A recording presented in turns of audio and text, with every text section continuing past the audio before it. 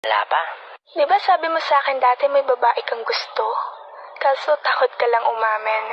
So ngayon ba takot ka pa rin bang umamin dun sa babaeng yon? Tagal na nun, pusa. Pero oo, takot pa rin ako. Perfect ka talaga, aso.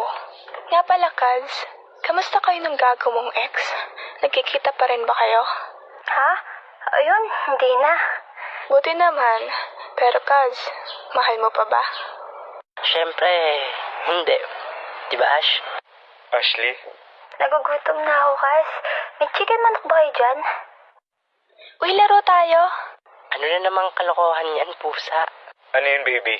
Ano, truth or dare? Sige. Eto, bote. Eto, bote. Sige, akin na, Ash. Ikot mo na, baby. Okay, aso, ikaw. Truth or dare? There. Kiss mo si Liam. Ano ako? Bakla? We, KJ Philip. Sige na, pre. Kiss mo na ako. Pisngi lang, pre, ha? Chip! Pre, ikikiss na kita, ha? Sige lang, pre.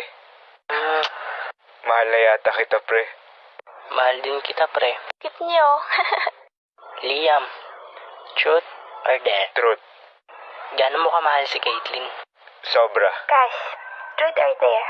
Dare. Kiss mo nga si Liam. Sus, basic. Ash, truth or dare? Truth. Anong gusto mong sabihin sa ex mo? Gusto kong sabihin, siguro masasabi ko lang, masaya ako.